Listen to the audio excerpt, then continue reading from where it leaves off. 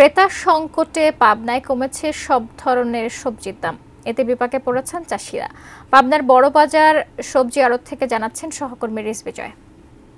আপনার বাজারে হঠাৎই কমে গেছে সব ধরনের সবজির দাম। এর কারণ হিসেবে যেখানে যে পাইকাররা রয়েছেন তারা বলছেন যে হঠাৎ করেই দেখা দিয়েছে ক্রেতা সংকট।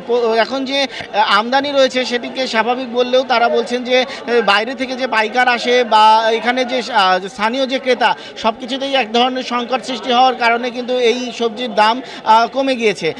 গত দুই একদিন আগে যেসব ধরনের সবজিগুলো বিক্রি হয়েছে 40 থেকে 50 টাকা, সেটি কিন্তু আজকের বাজারে 30 টাকা 35 টাকা এরকম দামে বিক্রি হচ্ছে। তো সেক্ষেত্রে আসলে এখানে যারা উৎপাদক রয়েছেন, চাষিরা রয়েছেন, তারা কিন্তু সংকটে পড়েছেন। তারা বলছেন যে এখন যে উৎপাদন খরচ, এর পাশাপাশি অতিবৃষ্টিতে সবজি অনেক ক্ষেত্রে নষ্ট হয়েছে, সে কারণে যে বাজার মূল্যে বিক্রি হচ্ছে তাতে তাদের আসলে অনেক ক্ষেত্রে লোকসানি হবে।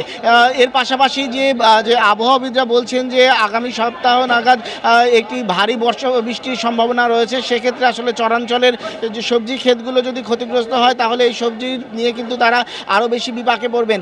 এর পাশাপাশি এখানকার ক্রেতারা বা বিক্রেতারা যারা রয়েছেন তারা বলছেন যে আসলে বাইরের যে পাইকার সেটি সংকটের আসলে কারণ তারা খুঁজে পাচ্ছেন না খুব একটা।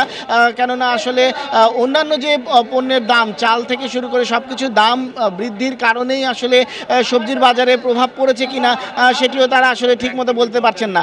এই ছিল আমার কাছে পাবনা সবজি বাজারের সর্বশেষ পরিস্থিতি।